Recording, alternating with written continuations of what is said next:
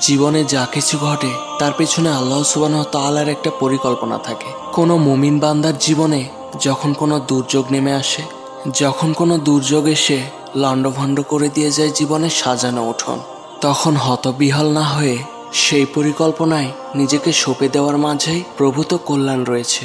আপনি হয়তো কোনো একটা সংগ্রামের ভেতর দিয়ে যাচ্ছেন, হতে পারে সেই সংগ্রামটি ভীষণ দুঃসহ। কোনো অপ্রিয় বিচ্ছেদ ব্যথায় হয়তো আপনি ভীষণ নাজেহাল। অনাকাঙ্ক্ষিত কোনো সমস্যা হয়তো আপনাকে কুরে কুরে খাচ্ছে। হতে পারে জীবন আপনার ছক অনুযায়ী চলছেই না। জীবনের এসব সংগ্রামে আপনি ক্লান্ত হতে পারেন মাঝে মাঝে, তবে হতোদ্যম হবেন না। বিচ্ছেদ ব্যথায় আপনি কাঁদতেও পারেন, যেভাবে নবী ইউসুফ আলাইহিসসালামকে হারিয়ে কাঁদতে কাঁদতে চোখের জ্যোতি হারিয়েছিলেন ইয়াকুব আলাইহিসসালাম। কাঁদুন, অশ্রু ঝরান, ব্যাকুল হন, কিন্তু কখনোই আল্লাহ সুবহানাহু ওয়া তাআলাকে অভিযুক্ত করবেন না। আপনার জীবনের যে অংশটা এখনো বাকি, সে অংশে আপনার জন্য কি অপেক্ষা করে আছে তা হয়তো আপনি জানেন না।